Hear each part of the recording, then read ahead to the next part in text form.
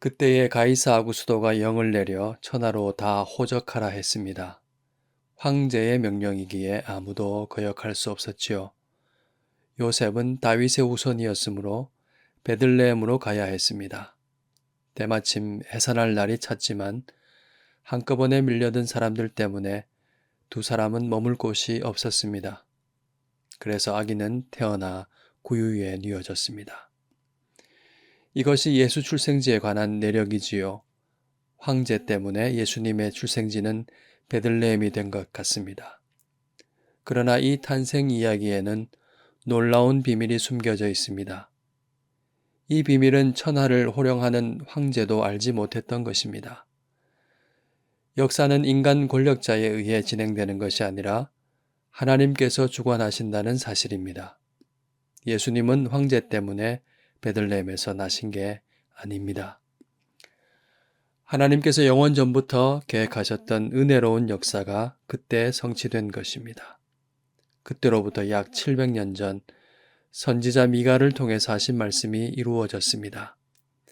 베들레헴 에브라다야 너는 유다 족속 중에 작을지라도 이스라엘을 다스릴 자가 내게서 내게로 나올 것이라. 그의 근본은 상고의 영원에 있느니라. 영원부터 예비된 메시아가 말씀 그대로 시골 동네 베들레헴에서 태어나셨습니다. 하나님께서 당신의 아들을 구주로 세상에 보내셨습니다. 그분은 당시에 구주로 선포되었던 황제와 전혀 다릅니다. 그분은 하나님의 아들이시지만 겸손하십니다. 화려한 궁궐이 아니라 낮은 곳으로 오셨습니다. 짐승의 여물통이 구주의 침대가 되었습니다. 구주는 강보에 쌓여 구유에 뉘어졌습니다. 그분은 하늘의 영광을 버리고 참 사람으로 태어나셨습니다. 왜 하나님께서는 이런 방식으로 구주를 보내셨을까요? 천하를 호령하며 모두 벌벌 떨게 만드실 수도 있는데 말입니다. 이 말씀은 그 이유를 알려줍니다. 그는 근본 하나님의 본체시나 하나님과 동등됨을 취할 것으로 여기지 아니하시고 오히려 자기를 비워 종의 형체를 가지사 사람들과 같이 되셨고 사람의 모양으로 나타나사 자기를 낮추시고 죽기까지 복종하셨으니 곧 십자가에 죽으심이라. 하나님의 아들을 참 사람으로 태어나게 하신 것은 십자가에 달려 죽게 하기 위해서입니다. 십자가에 달리려면 참으로 사람이어야 합니다. 하나님은 우리 죄를 아들에게 담당시키기 위하여 그의 몸에 우리가 받아야 할 죄의 선고를 내리시기 위하여 그를 참 사람으로 태어나게 하셨습니다. 장성하신 예수님은 하나님과 동등함을 당연하게 생각하지 않으셨습니다. 오히려 자기를 비워 종의 모습을 취하시고 십자가에서 죽으셨습니다. 이로써 자신을 세상에 보내신 아버지의 뜻에 순종하셨습니다. 하나님은 순종한 아들을 지극히 높이시고 모든 무릎을 예수의 이름에 꿇게 하셨습니다. 하나님께서 아들을 통하여 구원의 길을 여셨습니다. 하나님께 영광을 돌리는 길은 예수님을 주님이라고 시인하는 것입니다. 예수 그리스도를 주님으로 믿는 모든 사람은 구원을 받습니다. 이것이 바로 온 백성에게 미칠 큰 기쁨의 좋은 소식입니다. 이 소식을 듣는 데에는 아무런 차별이 없습니다. 진심으로 듣고 믿는다면 모든 사람에게 기쁨이 될 소식입니다. 또한 이 소식은 하나님께 영광이며 모든 믿는 사람에게 평화입니다. 지극히 높은 곳에서는 하나님께 영광이요 땅에서는 하나님이 기뻐하신 사람들 중에 평화로다. 왜 복음은 하나님께 영광입니까? 하나님께서 큰 기쁨의 소식을 주시기 위해 자신을 주심같이 아들을 주셨기 때문입니다. 이 소식을 전하기 위하여 우리를 죽기까지 사랑하신 것입니다. 하나님께 영광이 될 것은 이 한없는 사랑을 받아들이는 것입니다. 이 기쁜 소식에 진심으로 감사하는 것입니다.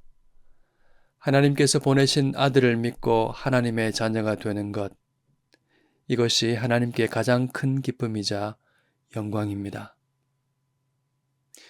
이 놀라운 소식을 최초로 들은 사람은 목자들이었습니다. 이 사실에는 큰 의미가 담겨 있습니다. 그들은 결코 지체 높은 사람들이 아닙니다. 평범하기 그지없고 낮은 사람들입니다. 하나님께서 누군들 그 소식을 못 듣게 하시겠습니까?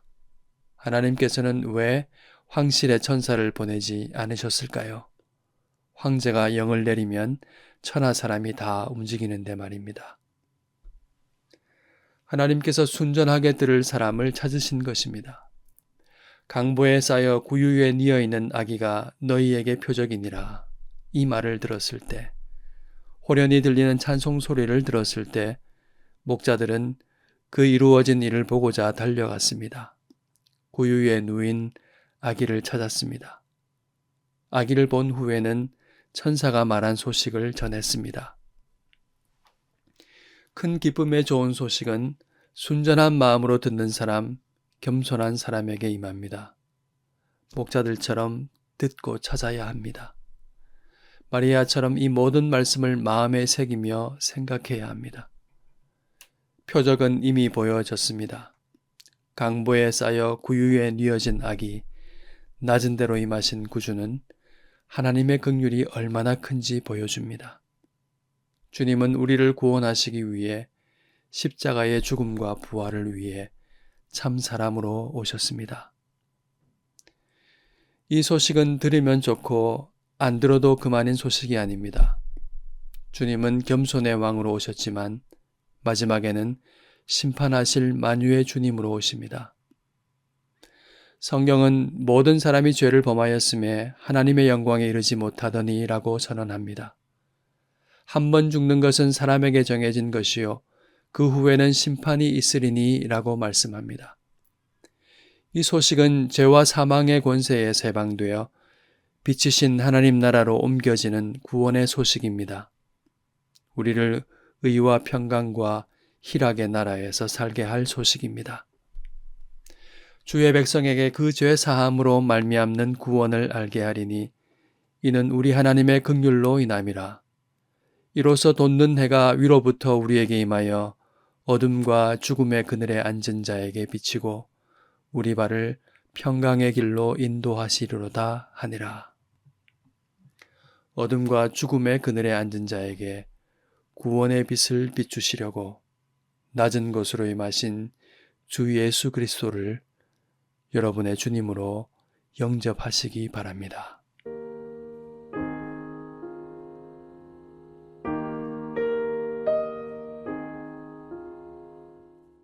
강보에 쌓여 구유에 뉘어진 아기는 하나님의 사랑이 얼마나 큰지 보여줍니다. 이는 온 세상을 위한 하나님의 긍휼의 표적입니다. 예수님은 우리 죄를 담당하사 십자가에 달려 죽기 위하여 또한 우리를 위해 죽음에서 부활하시기 위하여 참 사람으로 참 하나님으로 오셨습니다. 아무도 어둠과 죽음의 그늘에 앉아 있지 않도록 구원의 길을 여시고자 이 땅에 오셨습니다. 우리는 큰 기쁨에 좋은 소식에 온 마음을 다해 응답해야 합니다. 여러분 말씀을 따라 함께 기도합시다. 예수 그리스도를 나의 주 나의 하나님으로 고백하며 복음에 합당한 삶을 살게 하옵소서.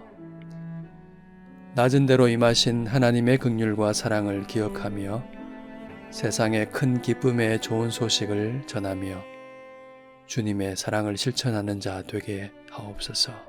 함께 기도하겠습니다.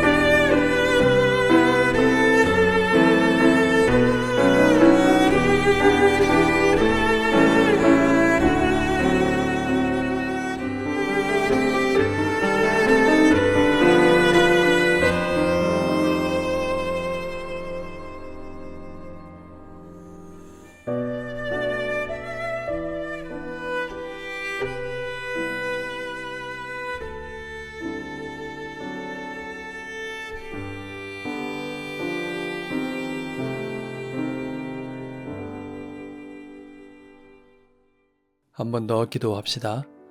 이 시간 복음을 들어야 할 이웃과 친지와 가족을 위해 기도합시다. 우리에게 들려주신 구원의 복음을 저들도 듣고 믿게 하셔서 의와 평강과 희락의 하나님 나라에 살게 하옵소서. 함께 기도하시겠습니다.